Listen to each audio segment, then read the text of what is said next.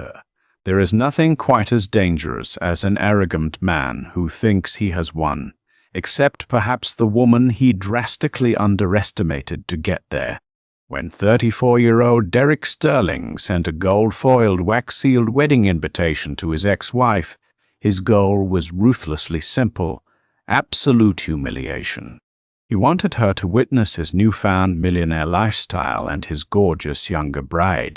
He expected her to arrive in a cheap discount rack dress, drowning in regret and jealousy. But Derek was about to learn a catastrophic lesson in karma. She did not show up in a beat-up sedan. She arrived in a custom, chauffeur-driven Maybach, stepping out in a $20,000 designer gown, followed closely by 3 identical, silver-eyed 5-year-olds who looked exactly like the groom. The ocean breeze sweeping off the coast of Newport, Rhode Island, carried the scent of sea salt and expensive champagne. At the sprawling historic Rosecliff mansion, Derek Sterling stood on the manicured terrace, swirling a glass of Macallan 25. He looked every bit the Silicon Valley success story: custom Tom Ford tuxedo, a perfectly styled mane of dark hair, and a smug, self-satisfied grin that rarely left his face. Tomorrow he was marrying Chloe Harrington, a 25-year-old socialite whose father owned a prominent Manhattan hedge fund. Derek had made his fortune 3 years ago after selling his tech startup Streamline Analytics for a cool $80 million. But long before the yachts, the penthouse on Lexington Avenue, and the designer suits, there was Sarah. Sarah Jenkins had been with Derek when he was coding out of the damp, freezing apartment in Astoria, Queens. She had worked double shifts as a paralegal and waitressed on weekends just to keep the lights on and buy the servers he needed. For 5 years, she was his rock, his financial support, and his biggest cheerleader. But the moment Streamline secured its first massive round of seed funding, Derek's entire demeanor shifted. The late nights working turned into late nights partying. The supportive partner became dead weight. The breakup had been calculated and cruel.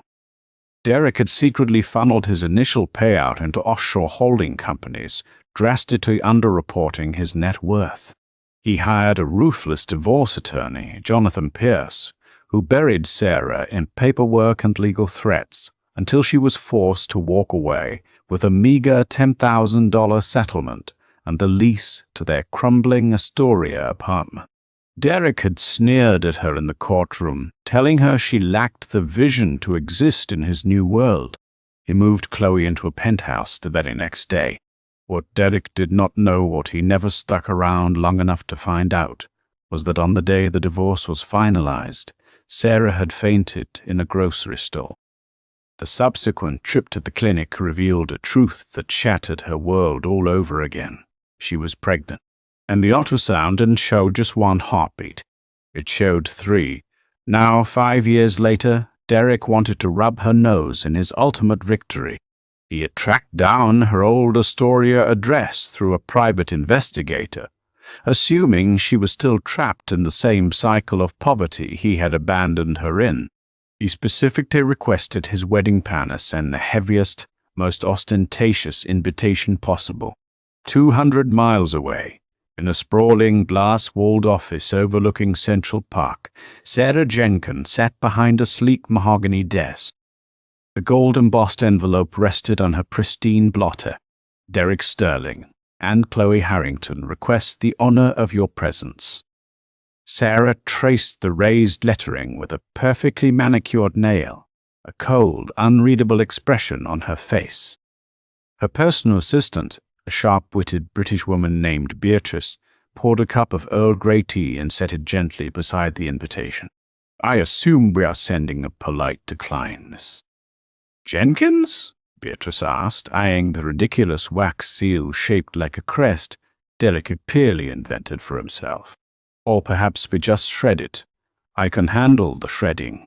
It would bring me immense joy. Sarah leaned back in her Italian leather chair, her piercing green eyes reflecting the city skyline.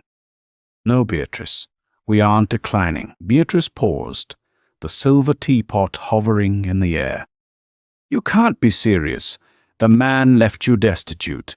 He had his lawyer threaten to ruin your credit if you fought for a dime of the company you helped build.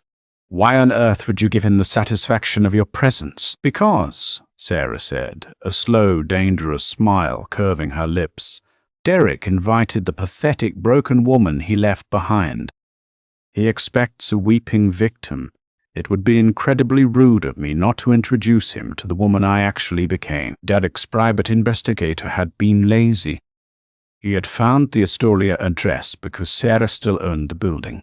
In fact, Sarah had bought the entire block. When Derek left her with nothing, a terrifying fire had ignited within Sarah. She had intimately known the foundational code of Streamline Analytics because she had helped write it during Derek's drunken stupors, recognizing a massive security flaw in his software that he was too arrogant to see. Sarah had quietly developed an impenetrable rival encryption platform. She pitched it anonymously to a massive European tech conglomerate under the name Aegis Data Solutions. Within 2 years, Aegis had cornered the market. Sarah wasn't just wealthy. Her net worth dwarfed Derek's by hundreds of millions. She was a ghost in the financial world, operating through trusts and proxies, building an empire while raising her children in a protective, loving fortress of absolute luxury. "Clear my schedule for the weekend, Beatrice," Sarah commanded, picking up the invitation and dropping it into the trash can. "And call Madame Dubois at the atelier. I need a dress, something that says I could buy the entire wedding venue and bulldoze it for a parking lot." "Right away, ma'am." "And the children?" Sarah looked at the silver-framed photograph on her desk. Oliver, Henry, and Clara, 5 years old. They had her nose and her bright, intelligent green eyes, but their faces bore the undeniable, striking bone structure of their father. "They're coming with me," Sarah said softly, her voice turning to steel. It's time they attended a family event. The morning of the wedding was picture perfect, boasting cloudless skies and a gentle coastal breeze that kept the wealthy guests comfortable as they mingled on the Rosecliff lawns. A string quartet played a modern rendition of Vivaldi, while waiters in crisp white coats circulated with trays of beluga caviar and vintage Dom Perignon. Inside the mansion's lavish bridal suite, Chloe Harrington was living out her ultimate fantasy. She sat in front of an ornate vanity, her blonde hair being pinned into an elaborate updo by a frantic stylist. She wore a custom Vera Wang gown that had cost more than the average American's mortgage, dripping in diamonds loaned from a high-end jeweler. "Are you absolutely sure her name is on the security list?" Chloe snapped at her maid of honor, a socialite named Tiffany. "Yes, Chloe, I checked with the guards at the front gate," Tiffany sighed, adjusting her own blush-pink dress. "Sarah Jenkins plus a blank space for a guest. Derek said he put her at table 42, by the kitchen doors." Chloe let out a high-pitched, malicious laugh. "Perfect. I want her to smell the garbage when the servers bring the plates back. Can you believe Derek actually invited her? I told him it was cruel, but honestly, I am dying to see the look on her face when she sees this ring." She flashed a massive, 5-carat emerald-cut diamond. "I bet she shows up in something from a thrift store." I told the photographer to make sure he gets a candid shot of her crying during the vows. Downstairs, Derek was equally giddy. He stood near the altar, adjusting his cuffs and accepting handshakes from tech CEOs and venture capitalists. He had made it. He was the king of the world, about to marry a beautiful, connected woman. The only thing missing was the final stroke of his ego, watching Sarah walk through those wrought iron gates and realize just how thoroughly she had lost. "Keep an eye out for a woman looking completely out of place," Derek chuckled to his best man, Greg. "If she tries to make a scene or beg for a handout, have security escort her out." I only want her here for the ceremony." Meanwhile, a mile down the coastal highway, a convoy was approaching. It wasn't a standard luxury car. It was a pristine, jet-black Maybach 62S Landaulet, the kind of vehicle usually reserved for foreign dignitaries or billionaires who preferred absolute privacy.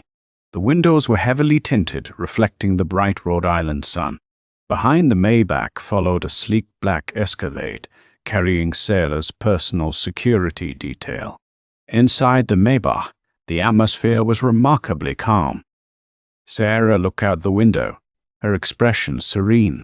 She was breathtaking. Madame Dubois had outdone herself. Sarah wore a custom, floor-length silk crepe gown in a deep, striking emerald green that brought out the fire in her eyes. It was elegantly modest, yet impeccably tailored, hugging her frame perfectly. Around her neck rested a simple yet devastatingly expensive string of flawless Harry Winston diamonds. Her makeup was sharp, her hair falling in soft, voluminous waves over her shoulders. She looked like old money, power, and untouchable grace. Sitting across from her, strapped securely into plush leather car seats, were the triplets. "Are we going to a party, Mommy?" Clara asked, smoothing the skirt of her miniature, custom-made Dior dress. "Yes, sweetheart, a very big party," Sarah smiled, reaching out to fix the collar of Oliver's tiny Armani tuxedo. Beside him, Henry was already trying to loosen his matching bow tie. "Now, remember what we talked about. We're going to be very polite, we're going to hold hands, and we're going to smile." "Will there be cake?" Henry asked, his bright green eyes wide. "There will be a massive cake," Sarah promised. "But we might not stay to eat it." Maybach turned onto the long private driveway leading to the Rosecliff mansion. At the front gates, two burly security guards in dark suits held up their hands to stop the vehicle. The lead guard approached the driver's side, holding a clipboard. "Private event, sir. Name on the list?" the guard asked, peering suspiciously at the massive luxury vehicle. He was used to seeing Mercedes and Porsches today, but a Maybach with a trailing security SUV was highly unusual for this crowd. The chauffeur, a stern-faced man named Thomas, rolled down the window just enough to speak. "We have an invitation." He handed the gold-embossed envelope through the window. The guard looked at the name on the envelope and scrolled through his tablet. He frowned. "Jenkins, Sarah." "Table 42." The guard looked confused. The profile he had been given for Sarah Jenkins was a struggling, bitter ex-wife, not someone arriving with a presidential-level motorcade. "That is correct," Thomas said smoothly. All right. You can proceed to the valet." The guard waved them through, pulling out his radio. "Hey, command. The Jenkins guest is here. You might want to let Mr. Sterling know." She didn't arrive in a cab. The Maybach glided up the circular driveway, pulling to a stop right in front of the mansion's grand entrance. The string quartet's music drifted through the air. Guests who had been milling about the entrance stopped their conversations, turning to stare at the imposing vehicle. Whispers broke out among the socialites. Everyone assumed a massive celebrity or a high-ranking politician had arrived. The valet rushed forward, but Thomas was already out of the driver's seat. He walked around to the rear passenger side and opened the door. First, a pair of metallic, strappy Jimmy Choo heels stepped onto the cobblestone. Then Sarah emerged. A collective hush fell over the immediate crowd. The sunlight hit the emerald silk of her dress, and the diamonds at her throat flashed brilliantly. She stood tall, radiating an aura of total confidence and devastating beauty. Several of Derek's old college friends who had known Sarah back in her exhausted, overworked days physically dropped their jaws. This wasn't the haggard, broken woman they remembered. This was a titan. But the real shock was yet to come. Sarah turned back to the car and reached a hand inside. Out stepped Oliver, looking sharp and serious in his tiny tuxedo. Then came Henry, an exact mirror image of his brother. Finally, Clara stepped down, looking like a miniature princess. 3 children, identical faces, all bearing the unmistakable, undeniable facial structure of Derek Sterling. Sarah took Clara's hand, while Oliver and Henry held hands beside them. She didn't look at the staring guests. She didn't flinch to the sudden flurry of aggressive whispering spreading through the crowd like wildfire. She simply lifted her chin, the ghost of a dangerous smile playing on her lips, and began the long walk toward the ceremony seating. The game had begun. The distance from the Rosetift Mansion's valet drop-off to the sprawling back lawn where the ceremony was taking place was roughly 50 yards. For Sarah Jenkins, it felt like a runway paved with the ashes of her past. She glided across the pristine grass with the calculated grace of a woman who held the world in the palm of her hand. The string quartet, positioned under a canopy of white roses, was in the middle of a delicate Bach arrangement, but the music was rapidly being drowned out by a wave of sharp, frantic murmurs. Guests seated in the back rows, mostly Derek's extended family and lower-tier business associates, were the first to notice the emerald-clad vision approaching. They turned their heads, champagne fruits pausing halfway to their lips. At first, there was only sheer admiration for the striking woman and her impossibly well-behaved children. But as Sarah drew closer, the recognition set in. "Is that? No, it can't be," whispered Jessica, Derek's cousin, clutching her silk clutch so tightly her knuckles turned white. "Is that Sarah?" Her husband squinted against the afternoon sun. "Sarah? The paralegal he dunked? Don't be ridiculous, Jessica. Look at that necklace. That's $1 million and Harry Winston diamonds sitting on her collarbone. And the dress." He trailed off as his eyes drifted downward to the 3 children holding her hands. He swallowed hard. "Oh my God!" The whispers intensified, cascading forward row by row like dominoes. Sarah's expression remained perfectly serene, a mask of polite detachment. She didn't march. She strolled. Oliver and Henry, flanking their mother, took in the elaborate floral arrangements with wide, curious eyes, while little Clara gave a small, aristocratic wave to a slack-jawed tech investor in the 3rd row. Up at the altar, Derek Sterling was entirely oblivious to the impending storm. He was busy checking his reflection in the polished surface of his Patek Philippe watch, a $50,000 engagement gift from his soon-to-be father-in-law.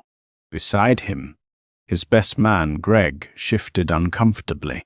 Greg had been the only one of Derek's friends who had told him the divorce was handled too ruthlessly, though he had never possessed the spine to actually stop it. Greg glanced over the heads of the seated guests to see what was causing the sudden, distracting commotion in the back. His eyes locked on to the towering, dark-suited figures of Sarah's security detail, taking up positions at the perimeter of the lawn. Then the crowd parted slightly and Greg saw her. All the blood drained from Greg's face. He stumbled backward slightly, his heel catching on the edge of the floral podium. "Hey, watch it," Derek muttered under his breath, not looking up from his cufflinks. "You're going to knock over the orchids. Chloe will have your head on a spike." "Derek," Greg croaked, his voice cracking like a terrified teenager's. "Derek, look. Down the aisle." "What?" "Did Chloe start early? The music hasn't changed." Derek let out a dramatic sigh of annoyance and finally lifted his gaze. He expected to see his beautiful young bride. Instead, he saw a ghost. At first, Derek's brain refused to process the visual data. He saw a woman of breathtaking elegance, radiating a terrifying amount of wealth and confidence. The emerald green silk, the flawless posture, the absolute command of the space. She looked like a tech billionaire or royalty. But then his eyes locked onto her face. It was Sarah, the woman he had left with a $10,000 check and a lease in a run-down Queens apartment. The woman he assumed was drowning in credit card debt and bitterness. Derek's breath hitched in his throat. A cold sweat instantly broke out across his forehead, ruining the expensive matte powder his groom stylist had applied. He opened his mouth, but no sound came out. How was this possible? How did she afford that gown? How did she get past security? Why did she look so powerful? But the true devastating blow had yet to land. As Sarah approached the middle rows, directly in the line of sight of the altar, Derek's gaze dropped to the children. 3 5-year-olds. They possessed Sarah's striking green eyes, but everything else, the sharp jawline, the distinct curve of the brow, the dark, thick hair, was a mirror reflection of the man standing at the altar. Derek's knees physically buckled. He grabbed the wooden podium to keep himself from collapsing. The world began to spin, the edges of his vision blurring into a tunnel of panic. Triplets. He did the math in his head. 5 years old. Add 9 months of pregnancy. The timeline was a perfect damning match. He had left her right before she would have known, or right as she found out. "Are those?" Greg whispered, paralyzed with shock, staring at the miniature replicas of his best friend. "Shut up," Derek hissed, his voice trembling with a mixture of terror and rage. "Just shut up." In the front row, Richard Harrington, Chloe's billionaire father, narrowed his hawkish eyes. He was a man who had built a financial empire on Wall Street, and he recognized power when he saw it. He didn't know who this woman was, but he knew she was the reason the groom looked like he was about to vomit. Richard leaned over to his right-hand man, whispering furiously. Sarah finally reached the end of the seating area.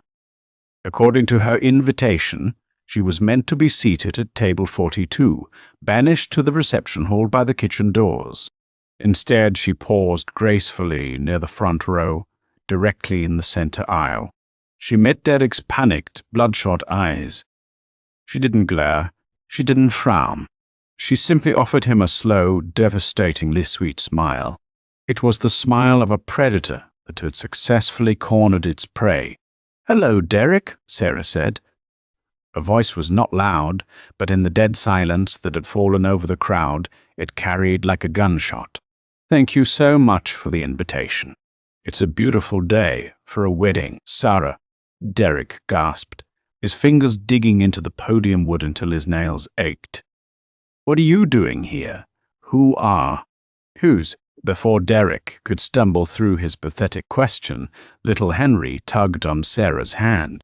"Mummy?" Henry asked, his clear, innocent voice echoing across the manicured lawn.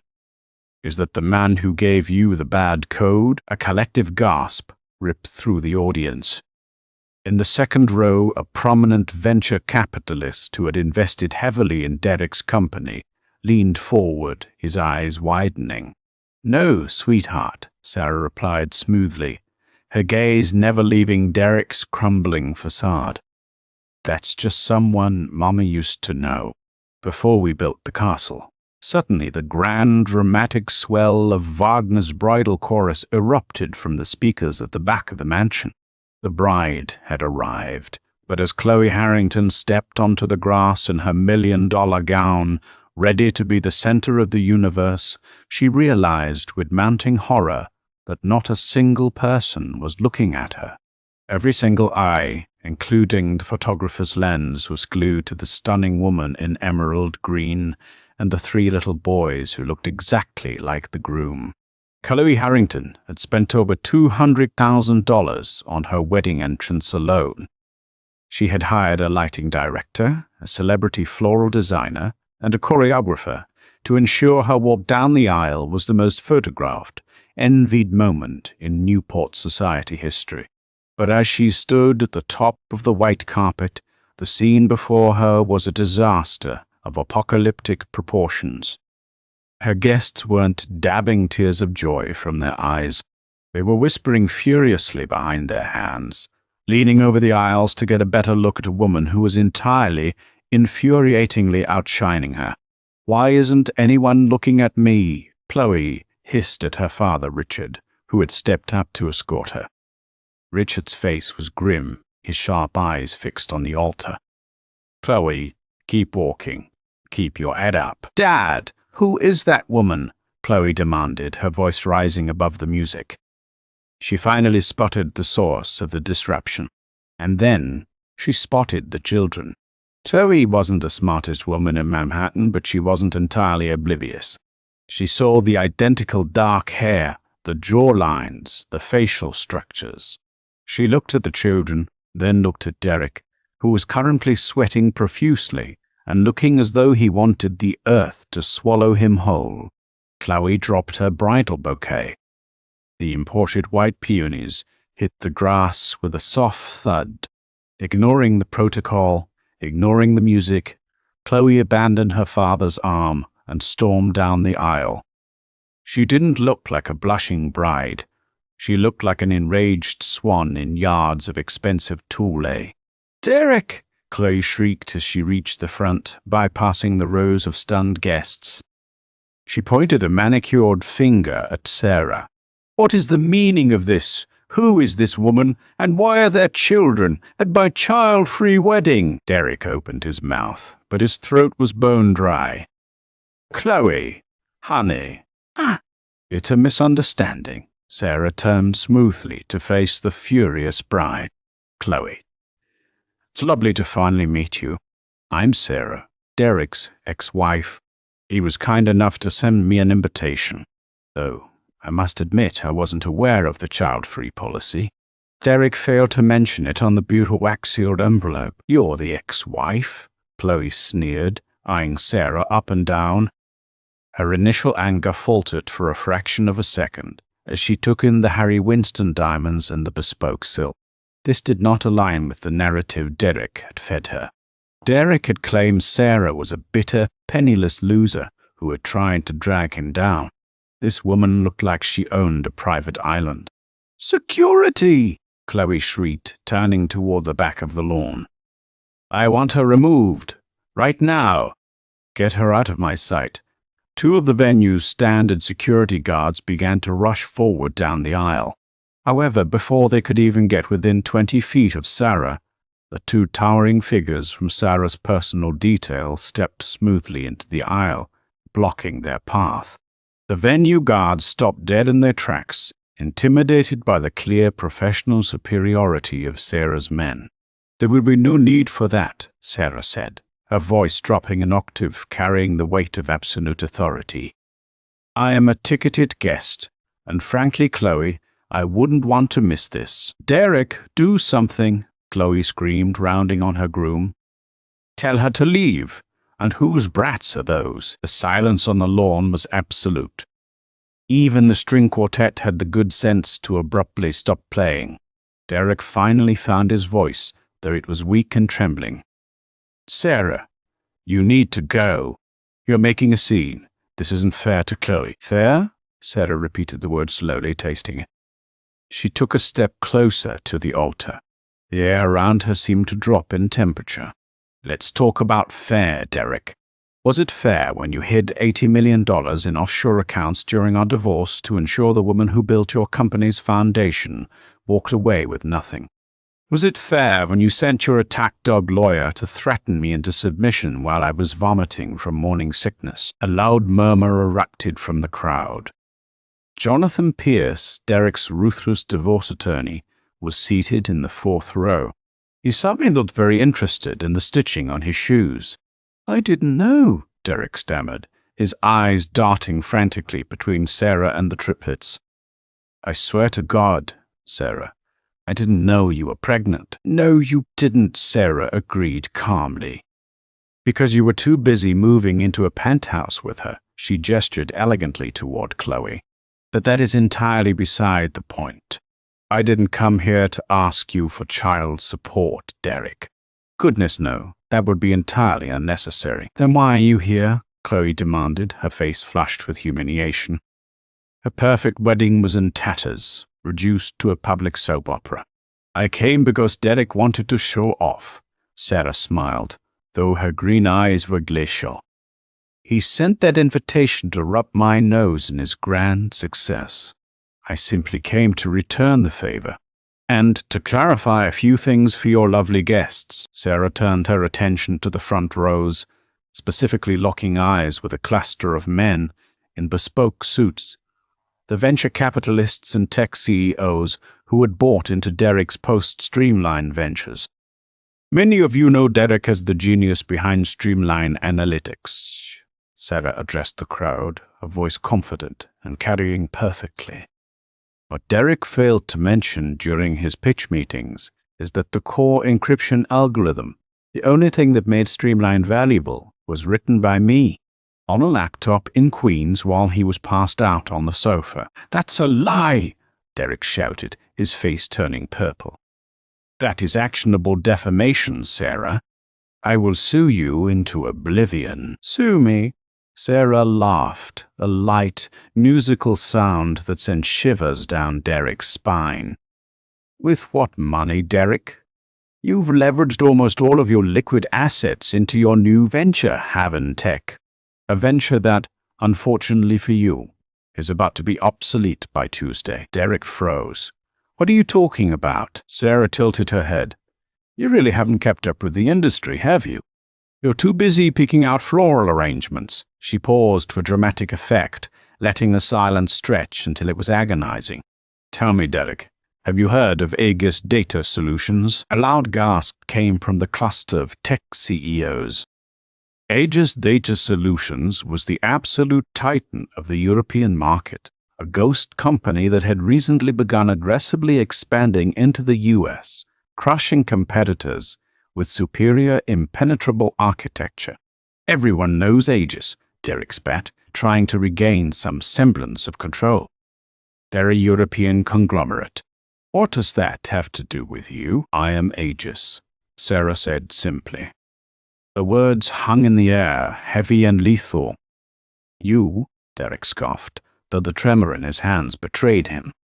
You're a paralegal. You couldn't possibly. I built a rival platform using the backdoors you were too incompetent to patch in Streamline. Sarah cut him off, her voice slatting through his denial like a scalpel.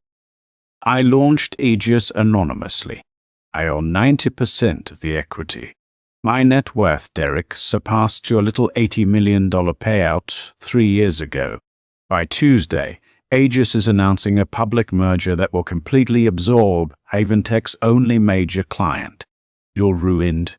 The billionaire father of the bride, Richard Harrington, slowly stood up from his seat. He looked at Derek, his expression one of utter disgust, and then looked at Sarah with a mixture of shock and profound professional respect. Is this true, Sterling? Richard demanded, his voice booming over the lawn. Is Haventech losing the defense contract to Aegis? Derek looked like a fish suffocating on dry land.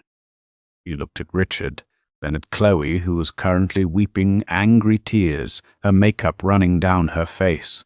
And finally, he looked back at the woman he had thrown away. Mummy, little Clara chimed in, pulling on Sarah's emerald skirt. Are we done at the party now? The man looked sick. Sarah looked down at her daughter, her cold expression instantly melting into maternal warmth. Yes, darling. We are quite finished here. Sarah looked up at Derek one last time. There was no anger left in her eyes. There was only pity, and for an arrogant man like Derek Sterling, pity was the most agonizing punishment of all. Enjoy the wedding, Derek, Sarah whispered, a voice carrying just enough for the front rows to hear. I wish you both exactly what you deserve. With a graceful pivot, Sarah turned her back on the altar. She took her children's hands, and with her security detail falling seamlessly into step behind her, she began the long walk back down the aisle. The silence on the lawn was absolute, save for the crunch of her Jimmy Choo heels on the gravel and the soft, bewildered crying of the bride who realized she was marrying a fraud. The silence that Sarah Jenkins left in her wake at the Rosecliff mansion was not peaceful. It was the suffocating, heavy silence that immediately precedes a devastating earthquake. As the black Maybach disappeared down the winding coastal driveway, the absolute reality of what had just transpired crashed down upon the 200 elite guests. Then the pandemonium erupted. It started as an aggressive murmur and quickly escalated into a chaotic roar of overlapping voices. Tech executives were frantically pulling out their cell phones, ignoring the dirty looks from the wedding planner. Avage's Data Solutions was absorbing Haven Tech's primary defense contracts by Tuesday. Millions of dollars in venture capital were suddenly at risk. At the altar, Derek Sterling was hyperventilating. His custom Tom Ford tuxedo suddenly felt like a straitjacket. He reached out a trembling hand toward his bride. "Chloe, listen to me. That woman is insane.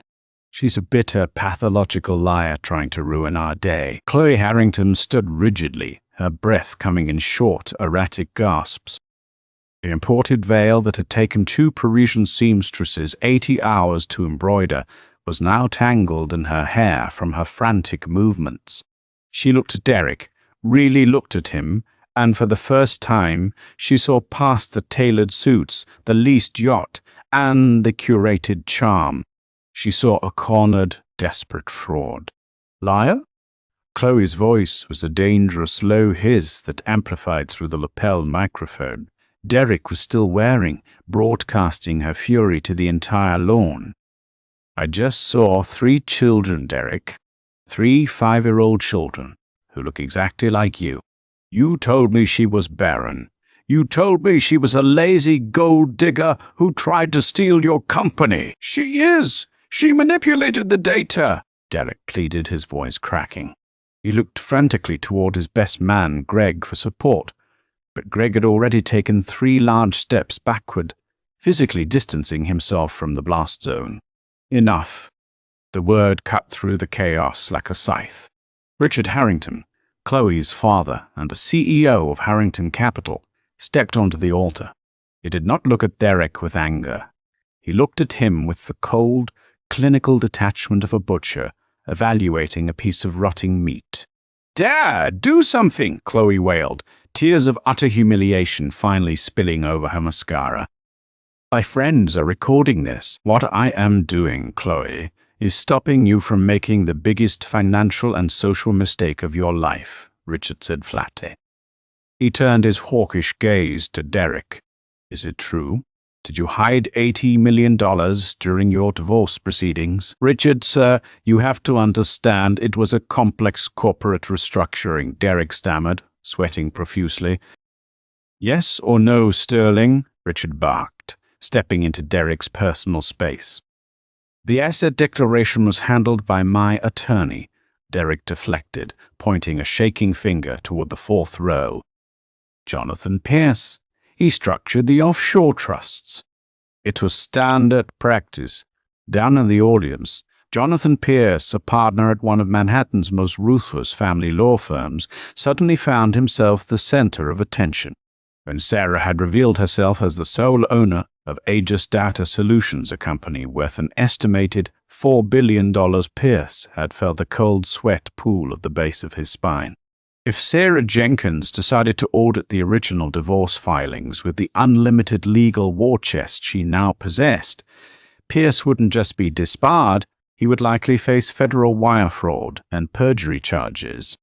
"I advised my client within the bounds of the information he provided me," Pierce shouted defensively, already standing up and unbuttoning his suit jacket.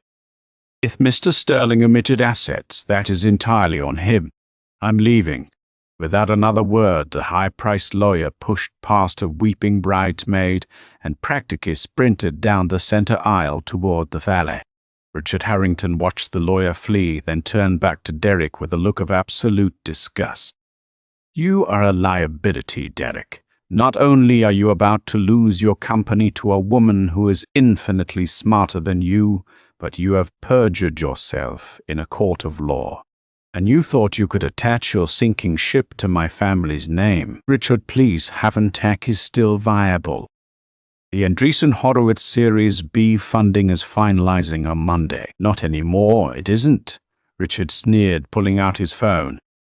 "I golf with Mark Andreessen. I'm calling him right now. By the time I finish this phone call, you won't be able to secure a loan for a used Honda, let alone a tech startup." "Chloe, let out a gut-wrenching sob. She looked down at her left hand, at the massive 5-carat emerald-cut diamond ring Derek had given her. With a sudden, violent motion, she yanked the ring off her finger. "The wedding is off," Chloe screamed, her voice echoing off the historic mansion walls. She threw the heavy diamond directly at Derek's chest. It hit his lapel with a sharp smack and bounced into the grass. "Don't ever speak to me again, you pathetic liar." Lifting the heavy skirts of her Vera Wang gown, Chloe turned and fled back down the white carpet, a weeping, broken bride leaving her groom entirely alone at the altar. Miles away from the catastrophic meltdown in Newport, the interior of the Maybach was an oasis of tranquility. The heavy, soundproof doors had blocked out the noise of the world the moment they closed. Sarah sat comfortably in the plush leather seat, pouring a small glass of sparkling apple cider for the triplets. "Did we do a good job, Mommy?" Oliver asked, carefully holding his crystal glass with 2 hands. "You did perfectly, my darlings." Sarah smiled, her eyes crinkling with genuine warmth. "You were polite, you were quiet, and you looked incredibly handsome and beautiful." The man looked very sad, Henry noted thoughtfully. "And sweaty. Sometimes people get sad when they realize they've made a mess they can't clean up," Sarah explained gently, wiping a crumb from Henry's chin. "That's why we always clean up our own messes, right?" "Right," the triplets chorused. Sarah leaned back against the headrest, closing her eyes for a brief moment. A profound, overwhelming sense of peace washed over her. For 5 years, the memory of Derek's smug, cruel face in that divorce courtroom had been a phantom that haunted her sleepless nights. She had used that pain as fuel, burning it in the furnace of her ambition until she had forged an empire. Now the phantom was gone. She had looked the monster in the eye and realized he wasn't a monster at all. He was just a small, greedy man standing on a pedestal built of lies. Her phone buzzed in her emerald silk clutch. She pulled it out. It was a secure line connecting her directly to Beatrice, who was currently stationed at the Aegis headquarters in New York. "Go ahead, Beatrice," Sarah answered, her tone instantly shifting from maternal warmth to sharp corporate command. "Ms. Jenkins, the deed is done." Beatrice's crisp British accent crackled over the line. "I've just received word from the venue. The bride has fled, and Richard Harrington is currently on the phone dismantling Mr. Sterling's remaining venture capital support. Furthermore, I have sent the finalized acquisition documents to the Department of Defense. Haventech's security clearance has been officially flagged due to impending obsolescence." "Excellent," Sarah murmured, looking out the tinted window of the ocean blur passing by. "And the legal team?" "On standby," Beatrice confirmed. "We have retained the Boyce Schiller Flexner firm, specifically their top fraud litigators. They have already drafted the subpoenas for Derek's original offshore holding companies. Once we file on Monday morning, the IRS and the SEC will be alerted to the discrepancies in his 2021 asset declaration." "Do not file until Tuesday," Sarah instructed, a cold smile touching her lips. "Let him spend Monday trying to save his company. Let him exhaust every favor, burn every bridge, and realize there is no way out. Then, on Tuesday, when he is exhausted and broken, drop the hammer. Ruthless Ms. Jenkins. I love it." Safe travels back to the city. Sarah disconnected the call and looked at her children, who were now giggling and playing a game of thumb war. She had won, and the best part was, she hadn't just destroyed Derek Sterling, she had secured a legacy for her children that no man could ever take away.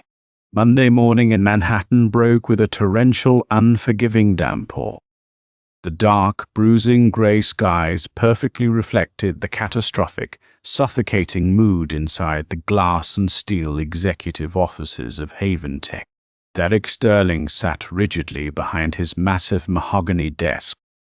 His custom-tailored Tom Ford suit was severely wrinkled, his silk tie hung loosely around his neck, and his eyes were heavily bloodshot from 48 hours of pure, unadulterated panic. The weekend had been an unmitigated nightmare. Gossip blogs and financial news outlets were having an absolute field day with the disaster. The top trending headline on Silicon Valley Insider flashed across his monitor. Streamline founder left at altar, as ex-wife billionaire crashes wedding. What the brutal social humiliation was merely the appetizer. The total financial ruin was the main course. Greg, his chief financial officer and former best man, stood in the doorway looking physically ill. He hadn't slept either. "It's an absolute bloodbath, Derek," Greg said, his voice completely hollow.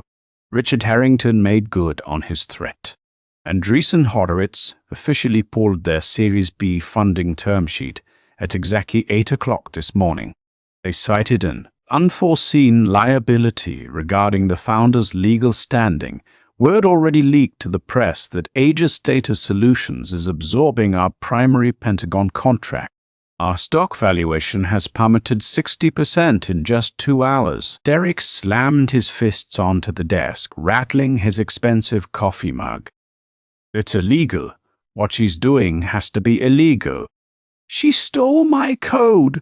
"She didn't steal it, Derek." Greg sighed heavily, rubbing his throbbing temples. "I've had our top engineers looking at Aegis's public architecture all night. It's entirely proprietary. She built a brand new, vastly superior framework that patched the fatal security flaws in your original code. Flaws she probably knew about because she was the one who helped you write it. She beat you, man. Fair and square. Get Jonathan Pierce on the phone right now," Derek commanded frantically. "We need to file an injunction. We need to sue her for corporate espionage, defamation, anything." Greg looked at Derek with a devastating mixture of pity and exhaustion. "Pierce isn't answering our calls, Derek. His secretary said he's taken an immediate, indefinite leave of absence. The rumor downtown is that he's lawyering up himself to avoid a federal conspiracy charge. Derek, it's over. The board is convening an emergency meeting at noon. They are going to formally ask for your resignation. They can't do that. I built this company from the ground up. You built it on a reputation that was just exposed as a massive, glittering lie." Greg shot back, his patience finally snapping. "You lied to me, too. You hid $80 million from your wife while she was pregnant with your triplets." "You deserve every bit of this, Derek. I'm resigning effective immediately. I suggest you pack up your office before security does it for you." Greg turned and walked out, leaving Derek entirely alone in his glass cage. Panic, pure and suffocating, seized Derek's chest. He couldn't lose it all. He couldn't go back to being a nobody from Queens. He needed a lifeline. He needed leverage. The kids. The thought hit him like a lightning bolt. Sarah was a mother now. Mothers were inherently soft and sentimental. If he could just force his way into a room with her, play the remorseful, broken father, and beg to be a part of his children's lives, maybe he could guilt her into calling off her legal hounds. Maybe he could secure a massive financial settlement. If he was recognized as the father of the heirs to the multi-billion-dollar Aegis fortune, he would never have to worry about money again. Ignoring the pouring rain, Derek rushed out of the building and caught a cab to the financial district. 20 minutes later, he burst through the revolving glass doors of the Aegis Data Solutions headquarters. The lobby was a towering temple of minimalist, power-white Italian marble, brushed steel, and silent, highly efficient security personnel. Derek marched up to the sleek reception desk, trying to project whatever authority he had left. "I need to see Sarah Jenkins immediately. Tell her it's Derek Sterling, the father of her children." The receptionist, a sharp-eyed young man in a bespoke suit, didn't even blink. He simply looked at Derek with cool indifference. "Ms. Jenkins does not take unappointed walk-ins, Mr. Sterling." You don't understand. Derek raised his voice, drawing the attention of several executives in the lobby. I have a legal right to see my children.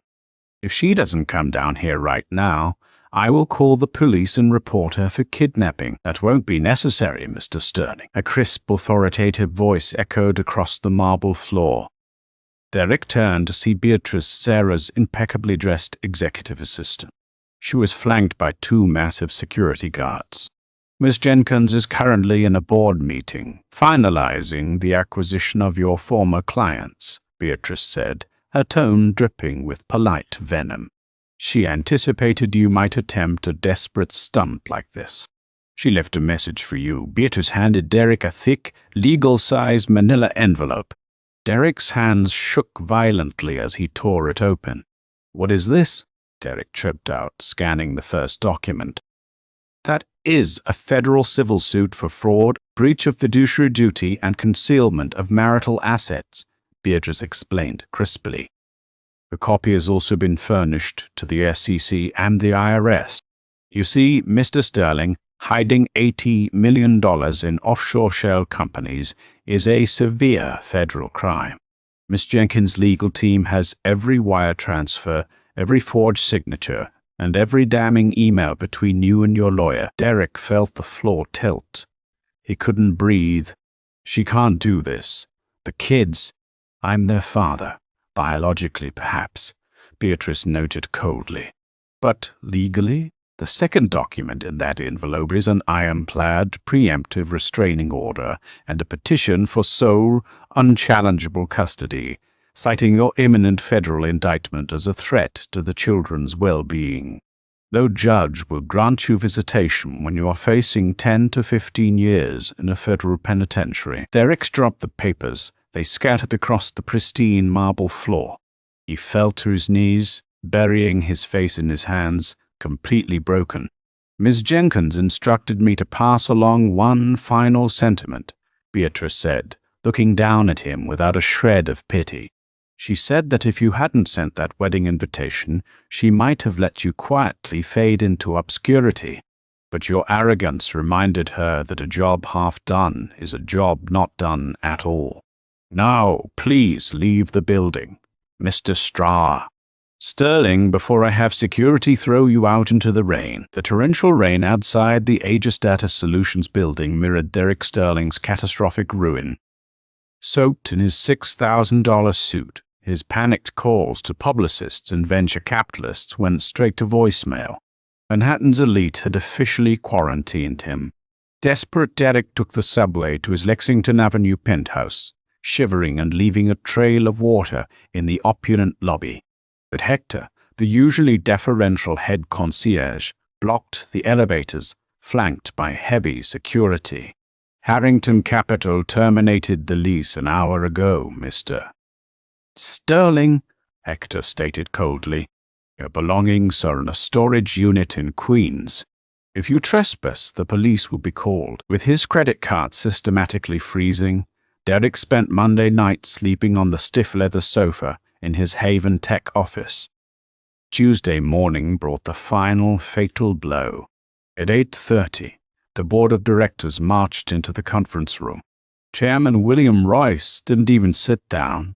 Aegis formally absorbed our Pentagon contract at 8 o'clock, William declared to a gray-faced, hollowed-out Derek. Our funding evaporated. You were officially removed as CEO, stripped of all voting rights, and severed from this company. Derek numbly signed his forced resignation. Just as the pen lifted from the paper, the heavy glass doors swung open. 4 agents in windbreakers emblazoned with the bright yellow letters FBI stormed in, flanked by the IRS Criminal Investigation Division.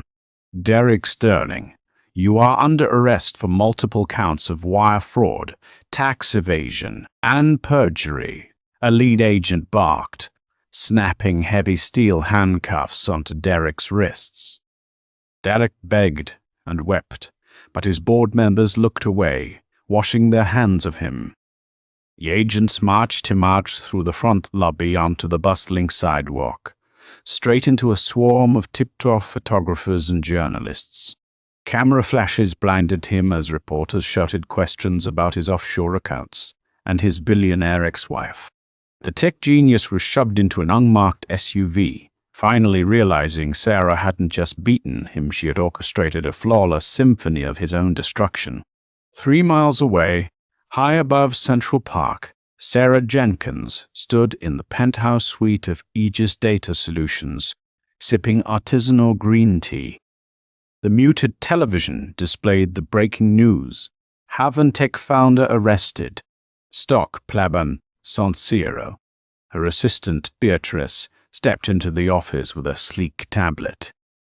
Bail denied due to severe financial flight risk, Miss Jenkins. Jonathan Pierce turned state's evidence.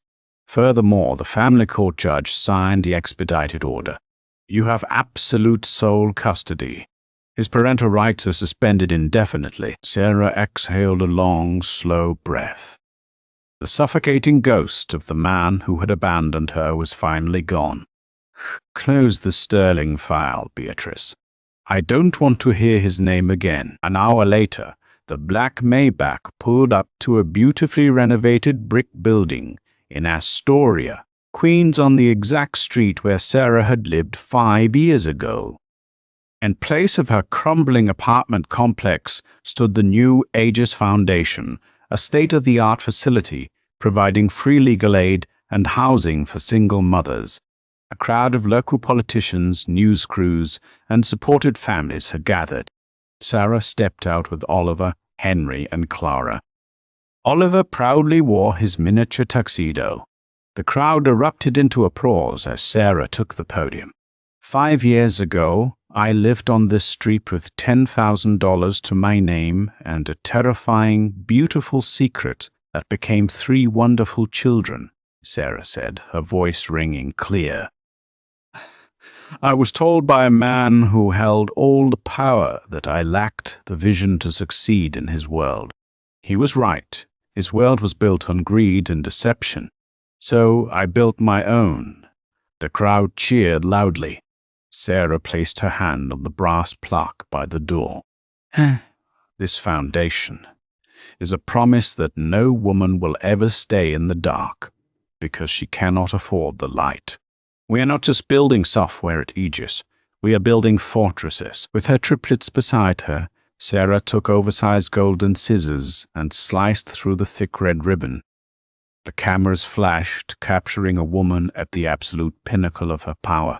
She had taken the ashes of a ruined life and forged an empire, winning the game without breaking a single sweat. They say living well is the best revenge. But sometimes dismantling your toxic ex's entire fraudulent empire while wearing $1 million in diamonds is a close second. Sarah's journey from a heartbroken, abandoned paralegal to an untouchable billionaire CEO proves that the people who underestimate you are usually the ones digging their own graves. Derek wanted to use his wedding to humiliate the woman who built him. Instead, he handed her the perfect stage to permanently destroy his house of cards. What did you think of Sarah's master plan? Did Derek and Chloe get exactly what they deserved? If this story of ultimate karma, brilliant strategy, and massive glow-ups had you cheering at your screen, you know what to do. Smash that like button, share this video with anyone who needs a reminder of their own power, and subscribe for more incredible stories.